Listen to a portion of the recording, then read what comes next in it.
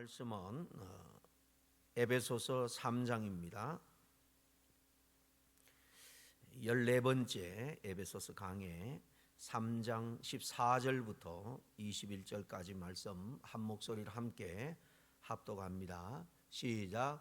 이러므로 내가 하늘과 땅에 있는 각 족속에게 이름을 주신 아버지 앞에 무릎을 꿇고 비노니 그의 영광의 풍성함을 따라 그의 성령으로 말미암아 너희 속사람 능력으로 강건하게 하시오며 믿음으로 말미암아 그리스도께서 너희 마음에 계시게 하옵소서. 너희가 사랑 가운데 뿌리가 박히고 터가 굳어져서 이 모든 성도와 함께 지식에 넘치는 그리스도의 사랑을 알고 그 너비와 길이와 높이와 깊이가 어떠함을 깨달아 하나님의 모든 충만하신 것으로 너에게 충만하게 하시기를 구하노라. 우리 가운데서 역사하시는 능력대로 우리가 구하거나 생각하는 모든 것에 더 넘치도록 능히 하실 이에게 교회 안에서와 그리스도 예수 안에서 영광이 대대로 영원 무궁하기를 원하노라. 아멘. 여기 15절에 보면 아버지 앞에 무릎을 꿇고 비노니 이렇게 시작을 하죠.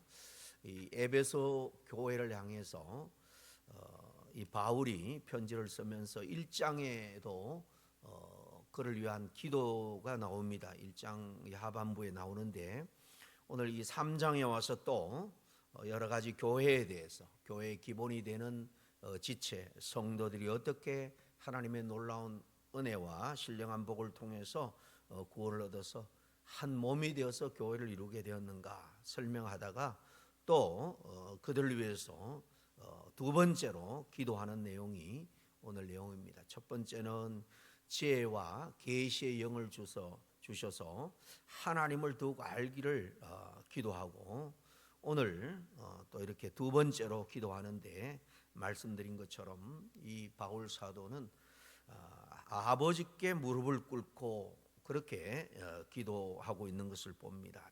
더 간절한 모습으로 기도하죠. 기도의 내용을 오늘 좀 살펴보기 이전에 그 자세부터 간단하게 기도의 자세부터 간단하게 한번 생각해 보기를 원합니다.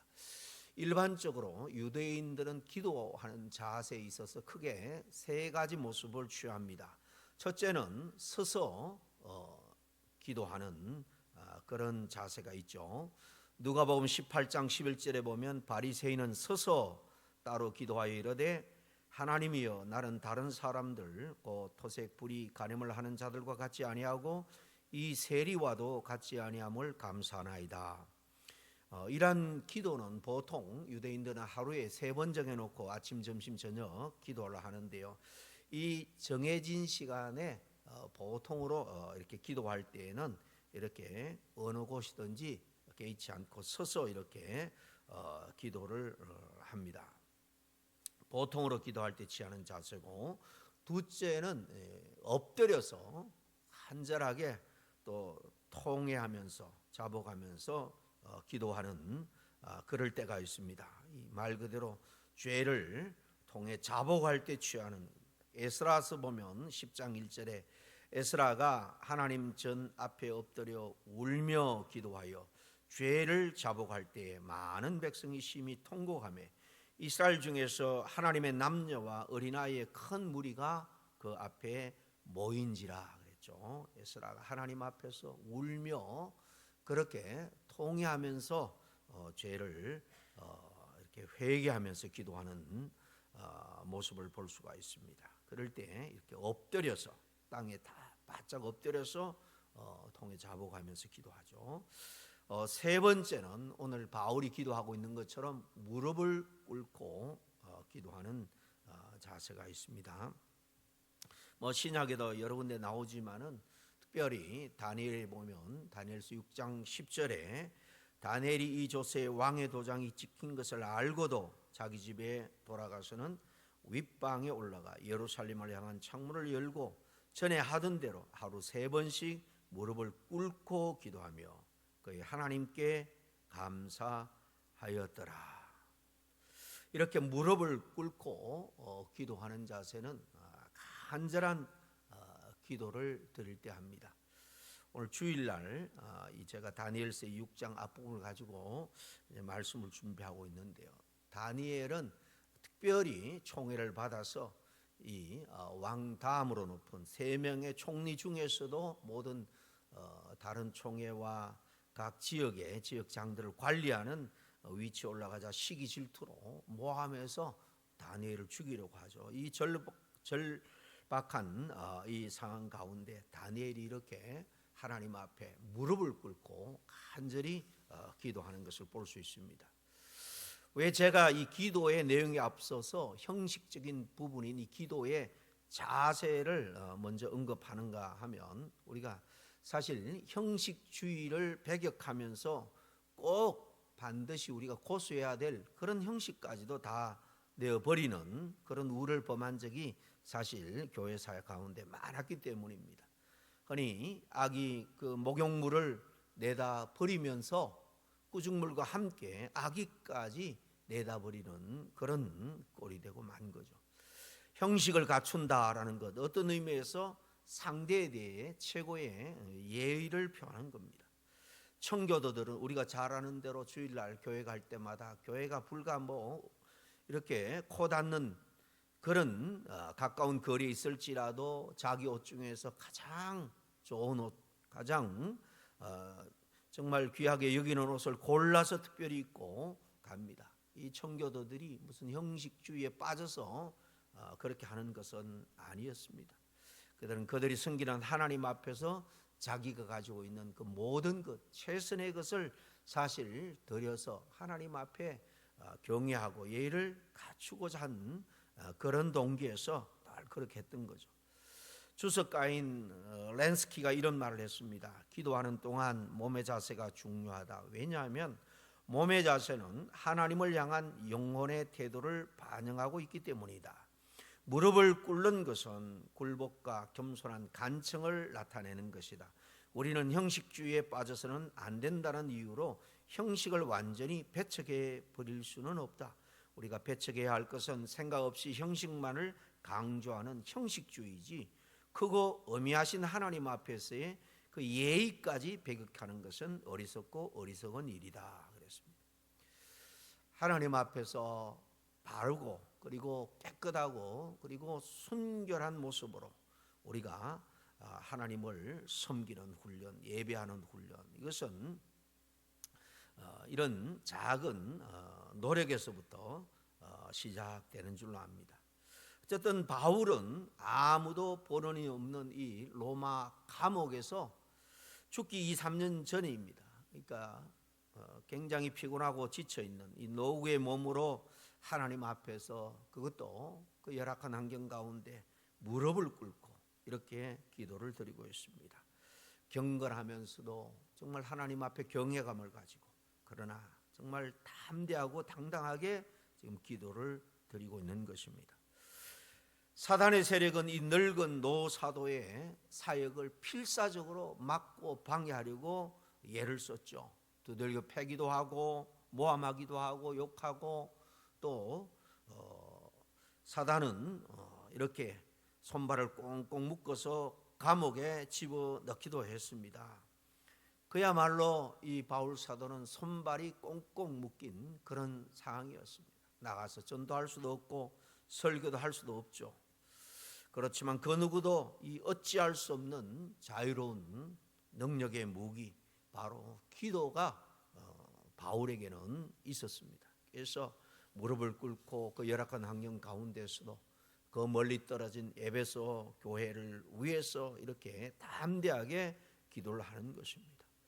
우리 그리스도인의 삶 가운데 악한 마귀 사단이 막을 수 없는 것은 바로 이 기도 무기인 줄로 압니다. 기도 무기를 힘들고 어려울 때 더욱더 잘 활용할 수 있는 저와 여러분이 될 수 있기를 바랍니다.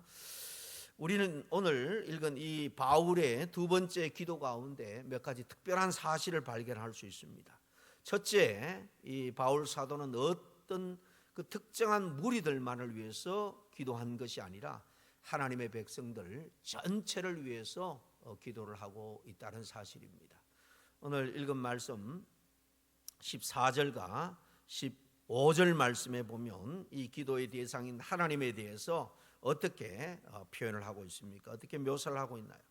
이러므로 내가 하늘과 땅에 있는 각 족속에게 이름을 주신 아버지 앞에 무릎을 꿇고 빈다. 그렇게 말씀하죠. 여기 하늘과 땅에 있는 이 각 족속 모든 족속에게 기도를 하고 있는 것입니다. 이 족속이라는 표현은 앞에 교회를 표현할 때 이 권속이라는 말을 썼죠. 그 말하고 똑같은 말입니다. 같은 하나님의 지체, 한 가족을 의미합니다. 바울은 하늘과 땅에 있는 모든 영적인 가족들에게 이 거룩한 성도라는 이름을 주신 아버지 하나님께 기도를 합니다. 이 표현을 씀으로 해서 이렇게 유대인이나 이방인, 가난한 자나 부한 자나 남자나 여자나 젊은이나 노인이나 할 것 없이 다 하나님의 자녀가 된 사람은 천국의 백성이요 천국의 가족입니다. 바로 이 모든 천국 가족을 위해서 기도하고 있는 바울의 모습을 우리는 오늘 확인할 수 있습니다. 하늘과 땅에 있는, 다시 말하면 이 지상에 있는 모든 영적인 가족들을 위해서 기도합니다. 이런 기도의 모습에 비해서 저와 여러분의 기도 내용은 얼마나 이기적인지 모르죠. 나나 우리 가족 대부분 가까운 그런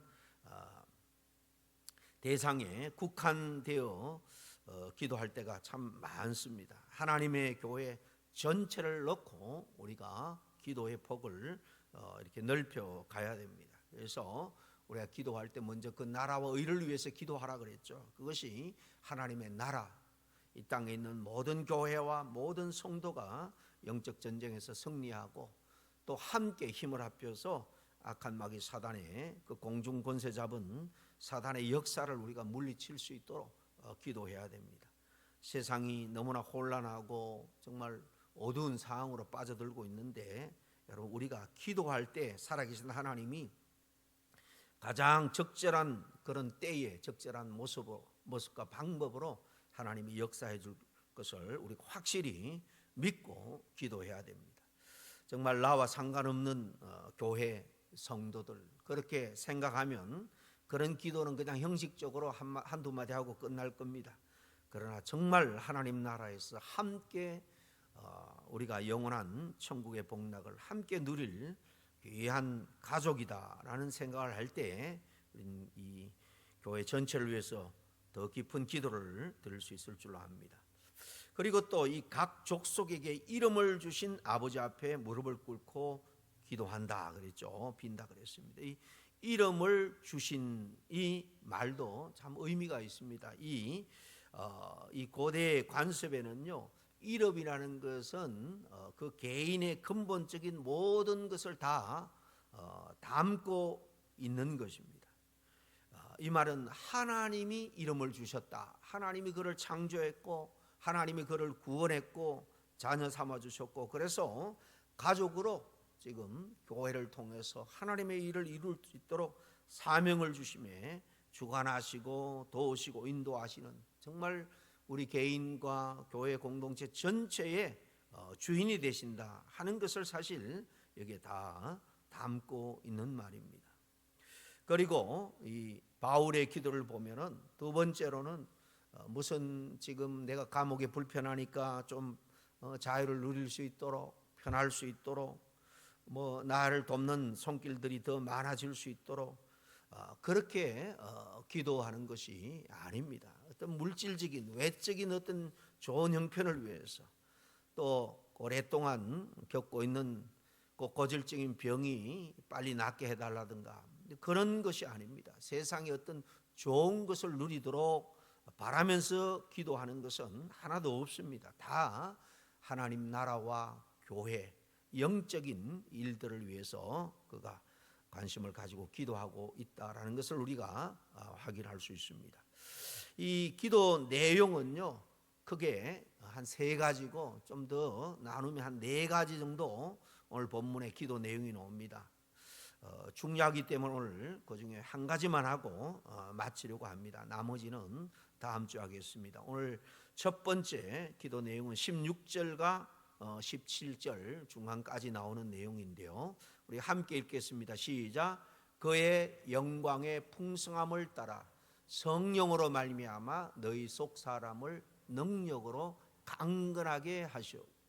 믿음으로 말미암아 그리스도께서 너희 마음에 계시게 하옵시고 그랬습니다. 가장 먼저 기도하는 내용은 성령의 능력으로 말미암아 에베소 교회 성도들 한 사람 한 사람의 속 사람이 강건하게 되기를 간구하고 있는 것을 볼 수 있습니다. 이것이 바로 바울의 교회를 향한 성도를 향한 중보 기도의 핵심입니다. 여기 강건이다라는 표현은요, 약함의 반대말이 아니고 낙심의 반대말입니다. 바울은 여러 일로 낙심하고 있는 이 에베소 성도들이 영적으로 담대해지고 강건해지기를 기도하고 있는 겁니다. 보통 기도할 때 가장 먼저 기도하는 내용이 가장 중요한 기도겠죠. 반드시 우리가 기도해야 될 것은 사람은요 생각보다 참 강하지 않다라는 것입니다. 사람을 제가 무시해서 하는 말이 아니고 작은 말에도 상처를 받기 쉽고 어려운 환경 어떤 어려운 상황이 닥치면 사람은 어찌할 바를 모르고 또 쉽게 낙심하게도 됩니다. 그러나 우리 속 사람이 강건하면 어떠한 상황과 환경 속에서도 우리가 낙심하지 않을 수가 있습니다. 삶을 돌아보면 낙심할 이유가 얼마나 많은지 모릅니다. 일이 계획대로 잘 되지 않을 때 낙심이 찾아오죠. 자녀가 정말 기도하고 스포트 했는데도 불구하고 그 뜻대로 잘 바른 길로 가지 않을 때 낙심이 됩니다. 경제적으로 또 갑자기 어려움이 찾아오면 낙심이 되죠. 이런저런 낙심할 이유가 살아가면서 얼마나 많은지 모릅니다. 여러분 속 사람이 강건해짐으로 말미암아 어떤 환경 속에서도 여러분 낙심하지 않고 담대하게 살아갈 수 있는 저와 여러분이 다 될 수 있기를 바랍니다. 속 사람이 성령님의 능력으로 강건해지는 것이 바로 이 세상에서 누리는 영적인 실력이고 그게 바로 이 땅에서 누리는 천국입니다. 여기서 말하는 속 사람은 헬라식으로 말하면은 마음입니다. 이 로마서는 다른 의미도 있습니다만은 이 헬라 철학자 필러는 마음을 가리켜서 사람 속의 사람이다. 그렇게 표현을 했습니다. 이 헬라 시대 사람들은 마음을 속 사람이라 그렇게 표현한 겁니다. 구약에 보면 사람은 외모를 보지만은 나 하나님은 여호와는 중심을 본다 그런 말씀이 있죠. 여기서 말하는 외모다라는 말은 그 중심, 내면, 인격을 제외한 그 여러 가지 그 사람의 외적인 조건들을 말하는 것입니다. 반면에 이 속 사람, 이 내면, 이 중심, 마음의 중심, 바로 이것을 하나님은 귀하게 여깁니다. 이 중심이 속 사람이 흔들리지 않고 바르게 서 있으면 우리는 언제든지 다시 낙심을 극복하고 승리할 수 있는 겁니다. 세상은 그 사람에게 초점을 두기 때문에 끝에 속한 우리 인생에 대해서 관심이 많습니다. 그래서 외적으로도 성공하기를 원하고 업적과 성취의 어떤 그런 남에게 존경받는 삶을 살기를 애를 씁니다. 지식도 더 많이 추구하고요. 우리 외모도 또 추구하고 우리 삶의 환경도 다른 사람이 부러워할 정도로 계속해서 확장하고 키워나가는 그런 일에 추구하다가 정말 인생이 연약함에 휩싸여 있기 때문에 질병이 찾아오고 인생의 문제가 찾아오면 낙심하고 무너지고 쓰러지고 마는 것입니다. 그러면 우리는 어떤 인생을 살아야 되느냐? 아까도 말씀드린 것처럼 하나님의 나라와 의를 구하는 삶, 썩지 아니할 영원한 삶, 우리가 장차 가게 되고 누리게 될 영원한 삶을 늘 생각하면서 살아야 됩니다. 외면보다는 우리 속 사람을 치장하고 더욱더 준비하고 강건하게 하는데 우리가 집중해야 한다는 것입니다. 우리가 영적으로 성령의 역사를 통해서 거듭났다라는 것은 이제 시작에 불과한 것입니다. 계속해서 우리는 성령의 능력으로 우리의 속 사람이 강건해지도록 우리가 힘써야 됩니다. 속 사람을 강건케 하는 성령의 능력을 우리가 계속해서 체험해 나가지 않는다면 금방 사단의 작은 속임수에도, 작은 도전 앞에도 실족하고 말 겁니다. 속 사람이 성령님의 능력으로 강건하게 되기를 우리가 기도하면서 함께 덧붙여야 될 기도가 있습니다. 바울이 그 하반절에 이어서 뭐라고 말합니까? 믿음으로 인해서 그리스도가 우리의 마음 가운데 있기를, 우리 마음에 늘 주님이 살아 역사하기를 그렇게 기도하고 있는 것을 봅니다. 그런데 속 사람이 강건하기 위해서 기도하는 내용과 또 뒤에 이어져 나오는 그리스도가 우리 안에 거하시기를 위해서 기도하는 것은 전혀 다른 별개의 일이 아닙니다. 여러분, 그리스도가 우리 안에 주인으로서 강하게 자리 잡고 우리를 주장하고 역사할 때에 우리의 속 사람은 강건하게 될 수 있기 때문에 이 둘은 어떤 의미에서 한 짝이고 같은 의미입니다. 그리스도가 우리 마음에 거한다라는 것은 우리 안에 함께 산다는 거죠. 우리가 어떤 것을 생각하고 판단하고 결정하고 선택할 때 그리스도의 뜻을 우리가 구하는 것입니다. 그리스도의 뜻을 제쳐놓고 당장 눈에 보이는 이기심의 눈이 어두워서 내 정욕과 내 뜻대로 그렇게 살아가는 삶이 아닌 것입니다. 에베소 성도들은 분명 예수님을 주님으로 모신 사람들입니다. 그러나 정도의 차이가 있죠. 입으로는 그리스도가 내 주인이다 라고 말하면서 때로 결정적인 순간에는 그저 주인이 아니라 방문객처럼 주님을 취급할 때가 얼마나 많은지 모릅니다. 여러분은 주님과 함께 걸어가고 있는 줄로 압니다. 이것이 곧 성령으로 말미암아 우리가 정말 영적으로 강해지고 우리 속 사람이 더욱더 강건해지는 일인 줄로 압니다. 주님과 늘 동행함으로 어떤 상황에서도 낙심하지 아니하고 정말 승리할 수 있는 우리 속 사람이 강건한 흔들림 없는 신앙생활을 할 수 있는 저와 여러분이 다 될 수 있기를 간절히 축복합니다. 기도하겠습니다. 하나님 아버지, 오랫동안 또 주님의 교회에서 귀한 직분도 맡았지만은 작은 일에도 실족하고 실망하고 낙담할 때가 얼마나 많은지 모릅니다. 때로는 육신의 질병 앞에서 좌절하고 또 경제적인 자녀의 문제로 말미암아 또 실족하고 낙마할 때가 얼마나 많은지 모릅니다. 주님, 성령의 은혜와 능력으로 우리의 속 사람을 강하게 붙들어 주시옵소서.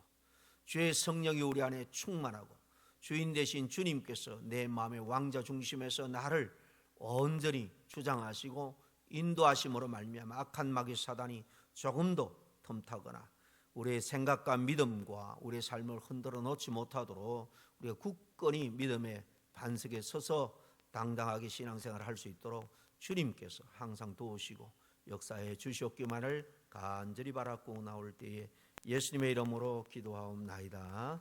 아멘.